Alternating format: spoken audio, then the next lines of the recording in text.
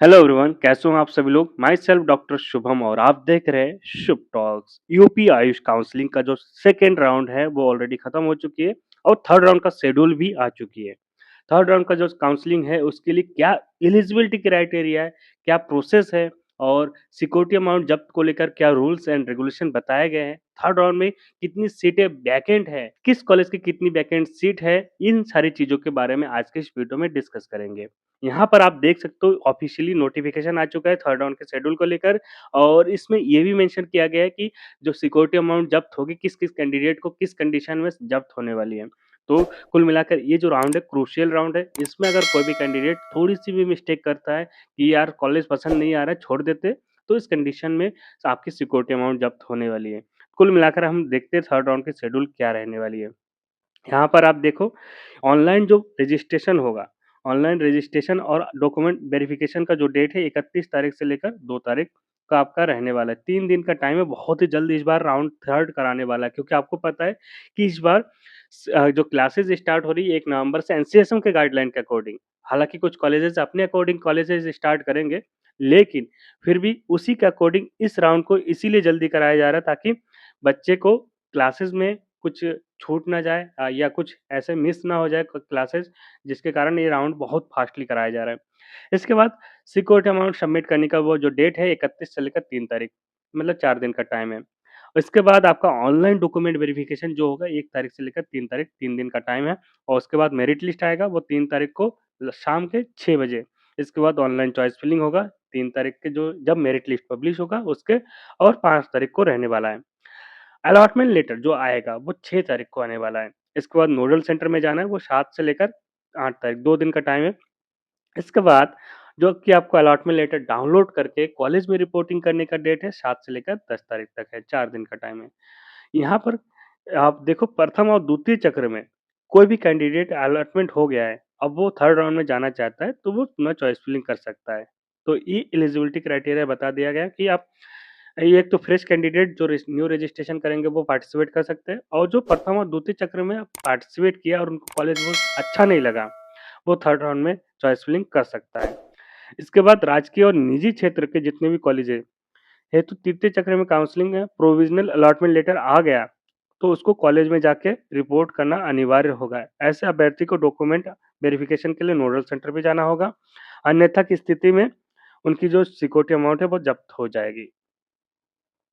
ये भी बता दिया गया है कि ऑल इंडिया में जो भी बच्चे पार्टिसिपेट किए थे, अगर वहाँ अनएलिजिबल है, मतलब एलिजिबल वहाँ की एक लिस्ट है, ब्लैक लिस्टेड में आया नाम उनका, तो इस राउंड में यह पार्टिसिपेट नहीं कर सकते। अब हम बात करते हैं कि भैया किस कॉलेज की कितनी सीटें वैकेंट हैं। इस बार जो थर्ड राउंड की काउंसलिंग होगी ना, इसमें सेकेंड राउंड के कंपैरिजन में कट ऑफ डाउन रहने वाला है, ये 100% है क्योंकि बहुत सारे ऐसे कॉलेज हैं जिसकी सीटें वैकेंट है और बहुत प्राइवेट कॉलेज की बात करें तो प्राइवेट कॉलेज में तो सेकंड राउंड में फर्स्ट राउंड में ऑलमोस्ट हर एक अच्छे कॉलेज की सीटें फुल हो गई थी। सेकंड राउंड होने के बाद वहां पर दिख रहा है कि 12-13 सीटें खाली है, किसी में 8-9 सीटें खाली है।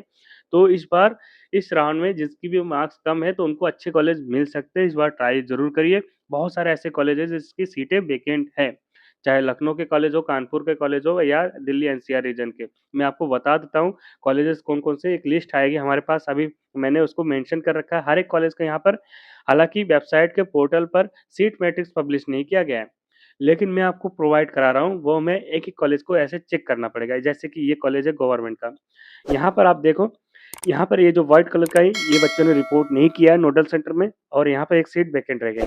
इसके बाद टोटल जो सीट की बात करें तो 62 सीट यहाँ पर फिल हुआ, टोटल 62 सीट यहाँ पे फिल हुआ है और यहाँ पर एक सीट ये खाली है। तो टोटल मिलाकर 64 सीट का इंटेक है, तो टोटल 3 सीटें यहाँ पर खाली है। ऐसे ही सभी कॉलेजों को चेक करना है, चाहे गवर्नमेंट कॉलेज हो या प्राइवेट कॉलेज हो। धन्वंतरी कॉलेज है जो प्राइवेट कॉलेज है, यहाँ पर टोटल अगर बात करें तो 5 6 7 सीट खाली है यहाँ पर, 7 सीट यहाँ पे खाली है, वैकेंट है। तो ऐसे ही आपको हर एक कॉलेज का पीडीएफ में आपको एक हमने पीडीएफ बनाया है जिसमें कि हमने सीट मैट्रिक्स को लेकर बताया कि किस कॉलेज की कितनी सीटें खाली है। अगर आपको वो पीडीएफ चाहिए तो हमारे टेलीग्राम चैनल या व्हाट्सएप ग्रुप पे ज्वाइन करके उसको डाउनलोड करके आप देख सकते हो कि किस कॉलेज की कितनी सीट खाली है। तो यहाँ पर हमने ये मेंशन किया है इस साइड में, आप इधर देखना, जो हमारा जो कॉलेज है इस साइड में हमने सारे वैकेंट सीट की बात बताई है और ये जो है इधर हमने रैंक बताया है। इसमें आप टोटल सीट देख सकते हो और फर्स्ट राउंड में जो काउंसलिंग हुई थी उसके बाद कितनी सीट वैकेंट थी ये और थर्ड राउंड के लिए जो सीट मैट्रिक्स है ये है। सेकेंड राउंड के होने के बाद यहाँ पर सीट इतने वैकेंट सीट है हर जगह यहाँ पे मेंशन किया मैंने। तो यहाँ पर पहले देखते हैं धनवंतरी कॉलेज की 7 सीट खाली है, आरबी में 5 सीट खाली है, कलावती में 0 है, बाबू सिंह जयसिंह में 6 सीट खाली है, संस्कृति में 5 सीट, एनकेराइट में 1 सीट खाली है, फ्यूचर में 1 सीट खाली है, जीवन ज्योति में 1 सीट खाली है, institute of Ayush medical sciences Bimlarjun ये आपका 12 सीट खाली है, सबसे ज्यादा लखनऊ में यहीं पे सीट खाली है, चंद्रशेखर में 3 सीट खाली है, बापू आयुर्वेदिक मेडिकल कॉलेज में 5 सीट खाली है, institute of Ayurved major Ajit Singh university में 7 सीट खाली है, अर्नब में 3 सीट खाली है, गंगाशिल में 3 सीट खाली है, श्री सत्या में 1 सीट खाली है, प्रेम रघु में 2, एपेक्स में 5 सीट खाली है, सर्वदेव में 0, बिमला फैमिली में 8 और एसकेएस में 7 सीट खाली, वैद्य के दत्त में 1 सीट खाली है, एससीपीएम गोंडा में 0 एक भी सीट नहीं है, श्री रामचंद्र में श्री राम आयुर्वेदिक मेडिकल कॉलेज मेरठ जो है एक सीट खाली है, चरक में 3 सीट खाली है, महावीर में 5 सीट खाली है, ईशान में 2 सीट खाली है, दिव्य ज्योति में 13 सीट खाली है। देखिए यहाँ पर आप देख सकते हो फर्स्ट राउंड जब कंप्लीट हुआ इसके बाद 31 सीट खाली थी, अब यहाँ पे 13 सीट खाली है। ये दिल्ली एनसीआर रीजन का कॉलेज है। सरदार पटेल में 8 सीट खाली है, 18 सीट यहाँ पे वैकेंट थी फर्स्ट राउंड में। तो यहाँ पे भी अच्छा खासा सीट खाली है लखनऊ का। जीएस में 10 सीट खाली है। कृष्णा बिजनौर का कॉलेज 6 सीट खाली है। श्री कृष्णा बनारस का 4 सीट खाली है। आरके का 2 सीट खाली है। ये आजमगढ़ का कॉलेज है। श्री संतनपाल में 12 सीट खाली है, गोयल में 0 एंड ईएनए में 2 सीट खाली है, भगवंत में 3 सीट खाली है, रोहिलखंड में 0, भारत में 8 और ओडीएम में 9 सीट खाली है, आरके में 7 सीट खाली है, जावेत्री में 1 सीट खाली है। उसके बाद आपका महाराणा प्रताप में 4 सीट, राजश्री में 0, इसके बाद श्री शाही में 4, आम्रपाली में 12, बाबू युगराज सिंह में 2 सीट खाली है और 47 में विवेक में 1 सीट खाली है, संजीवनी में 28 सीट खाली है। यहाँ पे भी अच्छा खासा सीट देखने को मिल रहा है। टोटल अगर सीट की बात करें तो यहाँ पे 28 सीट खाली है और यहाँ पे कम बजट यहाँ अगर आपका स्कोर कम है तो यहाँ पे मिल जाएगा, आपको ट्राई कर सकते हो। प्रबुद्ध आयुर्वेदिक मेडिकल कॉलेज में 12 सीट खाली है, गुरुकुल में 11, इसके बाद स्वाति में 46 सीट खाली है और डॉक्टर शकुंतला में 0 सीट खाली है और भारती में 22 सीट खाली है, आरजीएस में 3 सीट खाली है, एक प्रकाश में 1 सीट खाली है, बाबा विश्वनाथ में 15 सीट खाली है, नैमिनाथ में 6, आईटीएम में महाराजगंज का 6, इसके बाद कीर्ति का 4, एसके मिश्रा अनिता मिश्रा में 1, डॉक्टर कृष्ण गोपाल में 26 और शिवालिक में 3, आईटी आईआईएमटी में 2 मेरठ का कॉलेज है और गुरु गोरक्षनाथ में 2 सीट खाली है। आप देख लो गुरु गोरक्षनाथ में भी 2 सीट खाली है। यहाँ पे डॉक्टर सर्वेश में 3 सीट खाली है। सत्यराज में 34 सीट खाली है। मेजर अजीत सिंह जो आपका पीजी कॉलेज है फर्रुखाबाद में 17 सीट खाली है। द्रोणाचार्य में 33, श्री राम में 5, श्री रामचंद्र वैद्य लखनऊ का 5 सीट खाली है। इसके बाद धनवंतरी में 9 सीट खाली है, मथुरा का कॉलेज है। इसके बाद एमडी में 9 सीट खाली है और इसमें तो भाई परमिशन ही नहीं आई है, इस बार ब्लैक लिस्टेड में है। इसके बाद जीवन ज्योति में 2 सीट खाली है, रामा में 1 सीट खाली, एसएएस में 1 सीट, सीएस में 32 सीट, महाराणा प्रताप में 13 सीट, एस एसआरएस में एसआरएस में 3, सहारनपुर में 29 और डॉक्टर विजय में 25, कुंवर शेखर में विजेंद्र में 1 और समय गौसे में 29 और इधर डब्ल्यूटीएम में 38 सीट खाली है, दून में 10 सीट खाली है, महाराणा प्रताप में 28 सीट खाली है। तो ये सारे सीटें जो आप देख सकते हो बहुत ज़्यादा सीटें इस बार फर्स्ट राउंड के कंपैरिजन में जब फर्स्ट राउंड की कंप्लीट काउंसलिंग हुई उसके बाद सीटें कम थी, लेकिन इस राउंड में सेकंड राउंड कंप्लीट होने के बाद ज़्यादा सीटें वैकेंट देखने को मिली है। कैसे?